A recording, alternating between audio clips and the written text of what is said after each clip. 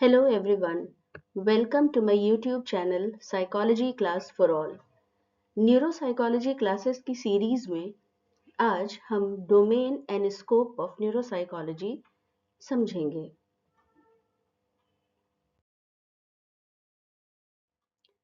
Domain यानी brain और mind से जुड़े कुछ खास क्षेत्रों के बारे में डिस्कस करेंगे। इसमें पहले नाम न्यूरोलॉजी। न्यूरोलॉजी वो डोमेन है जो ब्रेन डिजीज या नर्वस सिस्टम से रिलेटेड डिजीजेस के बारे में डायग्नोसिस और ट्रीटमेंट के बारे में डिस्कस करता है, ट्रीटमेंट बताता है। Cognitive psychology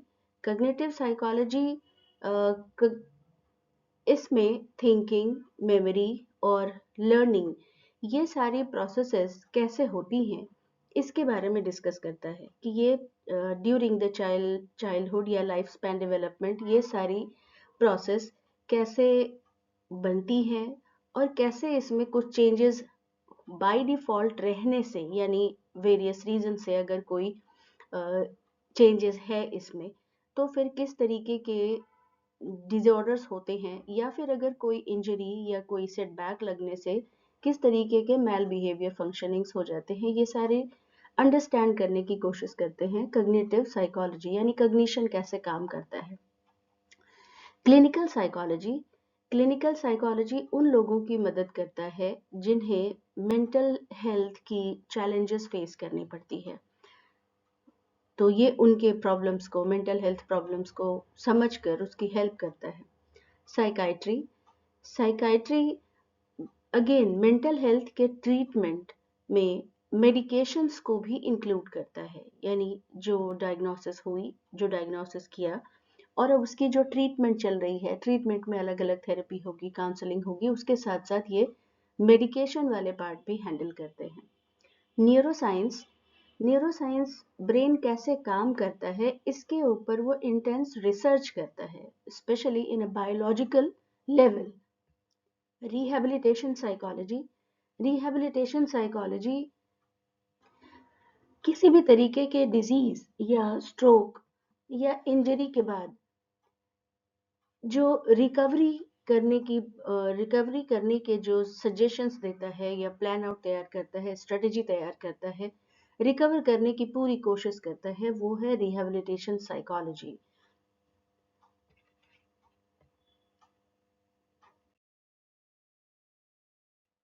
scope of neuropsychology मतलब वो एरिया जहां न्यूरोसाइकोलॉजी डायरेक्टली या इनडायरेक्टली कंट्रीब्यूट करता है। इसमें कुछ नाम मेंशन किया है जैसे clinical applications, research contributions, educational support, forensic insights and everyday life applications. इसे वन बाय वन समझते हैं।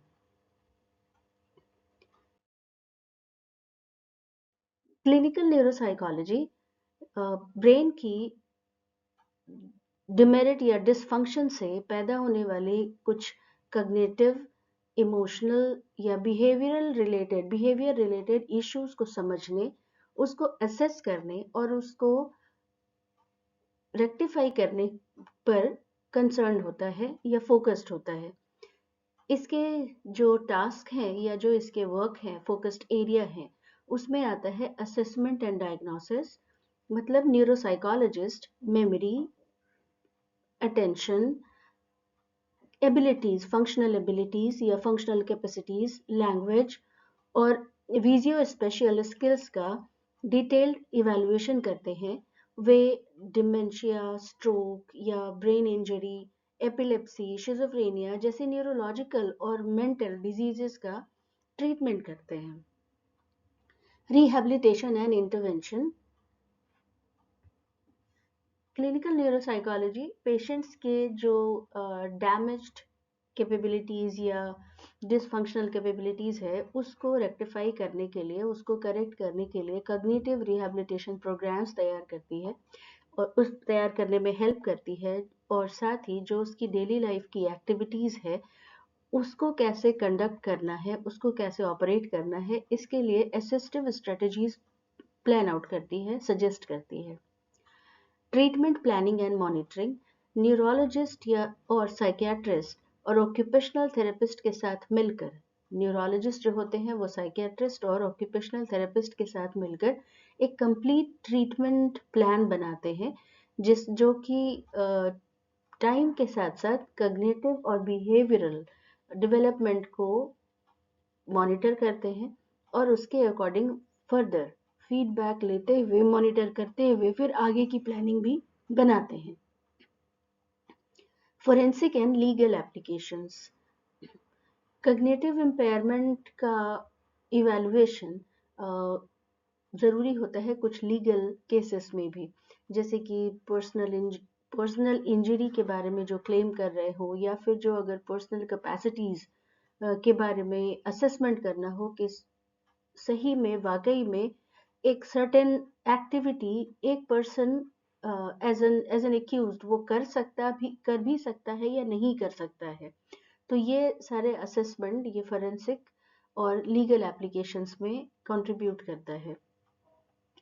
चाइल्ड पेडियाट्रिक या चाइल्ड न्यूरो साइकोलॉजी, एज से रिलेटेड जो कग्निटिव डिफिशियंसी आती है तो उसके प्राइमरी सिम्टम्स के को आइडेंटिफाई करना, ये पेडियाट्रिक न्यूरो साइकोलॉजी का कॉन्ट्रीब्यूशन है। इसमें इसमें जो बढ़ती एज के साथ साथ जैसे अल्जाइमर या अदर डिमेंशिया के सिम्टम्स, प्राइमरी सिम्टम्स आते हैं, तो उसके लिए अप्रोप्रिएट अप्रोप्रिएट मेजर तैयार करना, सजेस्ट करना, ये बढ़ती उम्र के साथ। लेकिन अगर बचपन से भी रिलेटेड पीडियाट्रिक है तो बचपन से रिलेटेड या बच्चों से रिलेटेड भी कुछ अगर कग्निटिव डिफिशियंसी के सिम्टम्स दिखते हैं तो वो यहाँ पे इस पर्टिकुलर स्कोप में कंट्रीब्यूट किए जाते हैं। और जेरियाटिक न्यूरोसाइकोलॉजी में बढ़ती एज के साथ जैसे कि अल्जाइमर या फर्दर अदर डिमेंशिया के सिम्टम्स को रीड करते हैं और सजेस्ट करते हैं। सो इन समरी क्लिनिकल न्यूरोसाइकोलॉजी जो है वो ब्रेन साइंस और पेशेंट्स के केयर को जोड़ती है, जिससे कि एक ह्यूमन बीइंग अपनी अपनी आइडेंटिटी, अपनी ऑटोनॉमी और अपने क्वालिटी ऑफ लाइफ को वापस बना सके, उसको पा सके।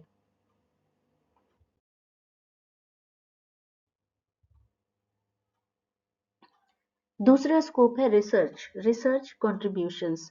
तो न्यूरोसाइकोलॉजी ने रिसर्च के एरिया में भी बहुत कंट्रीब्यूट किए हैं। रेगुलर यहाँ पर रिसर्च चलते रहते हैं और बहुत कंट्रीब्यूशंस आते रहते हैं। रिसर्चर्स अब एफएमआरआई और ईई जैसी मॉडर्न टेक्निक्स को यूटिलाइज करके ह्यूमन ब्रेन और बिहेवियर के बीच के कॉम्प्लेक्स रिलेशनशिप को समझने की कोशिश कर रहे हैं। ये टेक्निक्स हमें ये देखने और समझने में हेल्प करती है कि ब्रेन की अलग अलग फंक्शनैलिटी हमारे थिंकिंग, हमारे थॉट प्रोसेस, हमारे लर्निंग प्रोसेस, हमारे डिसीजन लेने के तरीके को कैसे इन्फ्लुएंस करते हैं। इसके अलावा न्यूरोसाइकोलॉजी ब्रेन प्लास्टिसिटी यानी ब्रेन इंजरी या फिर किसी भी तरीके के डेफिसिट के बाद ब्रेन में खुद को वापस से अरेंज करने की जो एबिलिटी होती है, वापस फंक्शनल करने की जो एबिलिटी होती है, उसे न्यूरोप्लास्टिसिटी प्लास्टिसिटी कहते हैं। और न्यूरोसाइकोलॉजी इसका भी स्टडी करता है।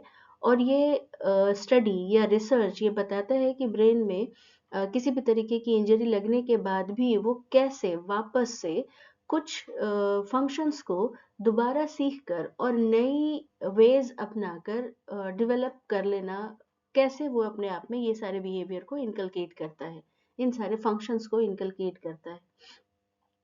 एक एग्जाम्पल बाइलिंगुअलिज्म का ले सकते हैं कि जैसे रिसर्चर्स के अकॉर्डिंग दो लैंग्वेजेस की नॉलेज ब्रेन में कग्निटिव रिजर्व को बढ़ाता है, जिससे कि एज के बढ़ने पर भी जो मेंटल डेफिसिट बाय डिफॉल्ट आती है वो थोड़ी स्लो हो जाती है। इसका मतलब ये है कि बाइलिंगुअल जो लोग होते हैं उनकी मेमोरी और अदर मेंटल जो कैपेसिटीज है, अदर मेंटल जो एबिलिटीज है, वो लंबे टाइम तक बेहतर बनी रहती है in comparison to the single language और मोनो लैंग्वेज पीपल पे, मोनोलिंगुअल पीपल पे। तो इस तरीके से न्यूरो साइकोलॉजी रिसर्च में ना तो सिर्फ ब्रेन के स्ट्रक्चर और फंक्शन को समझने में हेल्प करता है, बल्कि हमें ये भी बताता है कि अपनी लाइफस्टाइल और जो एक्सपीरियंसेस है वो ह्यूमन ब्रेन की कैपेसिटी और डेवलपमेंट को कैसे अफेक्ट करते हैं।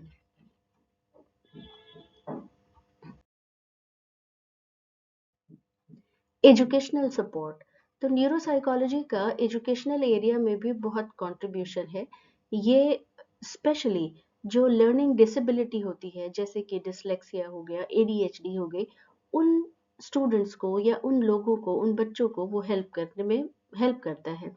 न्यूरोसाइकोलॉजिस्ट स्टूडेंट्स की या चिल्ड्रन की कग्निटिव एबिलिटीज का इवैल्यूएशन करते हैं और यह पता करने की कोशिश करते हैं कि उन्हें स्पेशली किस एरिया में हेल्प या सपोर्ट की ज़रूरत है। इसके अलावा वे इंटरवेंशंस प्रोग्राम भी रेडी करते हैं, तैयार करते हैं, जो स्टूडेंट्स के लर्निंग प्रोसेस को थोड़ा सिंप्लीफाई और इफ़ेक्टिव बनाता है। फॉर एग्जांपल, यह देखा जाता है कि जो वर्किंग मेमोरी में अगर कुछ कमी है या वो स्लो काम कर रही है, तो उससे क्लासेस में अटेंशन और उसके परफॉर्मेंस को वो कैसे इम्पैक्ट करती है। इसके अलावा ये उपाय भी बताए जाते हैं, जो वैसे उपाय भी बताए जाते हैं जो स्टूडेंट्स को पढ़ने लिखने में या लर्निंग प्रोसेस में हेल्प प्रोवाइड करते हैं। तो इस तरीके से न्यूरोसाइकोलॉजी ना तो केवल मेंटल और लर्निंग के बीच के ब्रेन और लर्निंग के बीच के रिलेशनशिप को समझने में हेल्प करता है, बल्कि स्टूडेंट्स को उनकी पूरी एबिलिटीज या उनकी पूरी कैपेसिटी तक यूटिलाइज करने या पहुंचाने तक या एजुकेशनल परफॉर्मेंस को और बेटर बनाने में भी हेल्प करती है। देन फॉरेंसिक इंसाइट्स, न्यूरोसाइकोलॉजी का फॉरेंसिक फील्ड में भी कंट्रीब्यूशन है। ये ब्रेन और बिहेवियर के बीच के रिलेशनशिप को समझकर जो लीगल केसेस आते हैं वो उनमें भी हेल्प करता है। फॉर एग्जांपल, कग्निटिव एबिलिटी का इवैल्यूएशन किया जाता है तब जबकि किसी ह्यूमन बीइंग का जो कि किसी केस में इन्वॉल्व है, उसकी कैपेसिटी, उसकी एबिलिटी और जो इंजरी वगैरह के इंजरी पहुंचाने ब्रेन इंजरी वगैरह के जो केसेस आए हैं, उसको जब प्रूव करना हो, असेस करना हो, तो ये उसमें हेल्प करता है। ये क्राइम, पर्सनल इंजरी क्लेम या लीगल केसेस में एक साइंटिफिक ग्राउंड प्रोवाइड करता है। सो फॉरेंसिक न्यूरोसाइकोलॉजी से लीगल प्रोसेसेस में ब्रेन और ब्रेन हेल्थ, मेंटल हेल्थ से रिलेटेड केसेस को सही तरीके से समझने और डिसीजन लेने में मदद मिलती है। एवरीडे लाइफ एप्लीकेशंस, सो न्यूरोसाइकोलॉजी का बहुत बड़ा रोल हमारे डेली लाइफ के एप्लीकेशंस में भी है, बहुत बड़ा कंट्रीब्यूशन इसमें भी है। ये समझने की कोशिश करता है या मदद करता है कि स्ट्रेस और मेमोरी के बीच में क्या रिलेशनशिप है। फॉर एग्जाम्पल, ज़्यादा स्ट्रेस मेमोरी और अटेंशन को अफेक्ट करते हैं नेगेटिवली।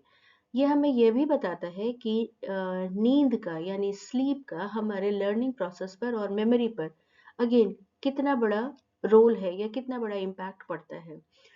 अच्छी नींद या पूरी नींद ह्यूमन ब्रेन को इंफॉर्मेशंस को प्रोसेस करने में और मेमोरी को स्ट्रेंथन करने में हेल्प करती है। साथ में न्यूरोसाइकोलॉजी यह समझने में भी मदद करता है कि हमारी आदतें कैसी बनती हैं, यानी हम अपने हैबिट्स कैसे फ्रेम करते हैं और कैसे हम उन्हें बदल कर time to time as per the requirement हम उनमें थोड़ी सी बहुत चेंजेस लाकर अपनी लाइफ को थोड़ा और बेहतर बना सकते हैं। इस तरीके से न्यूरोसाइकोलॉजी न केवल मेंटल हेल्थ, ब्रेन और माइंड को समझने में हेल्प करती है, बल्कि हमारे डेली लाइफ के जो एक्टिविटीज है, जो फंक्शनैलिटीज है, उसको भी थोड़ा और सही तरीके से बिताने में समझने के बाद हेल्प करती है और इफेक्टिव बनाती है। सो stay connected to learn more about neuropsychology. Thank you.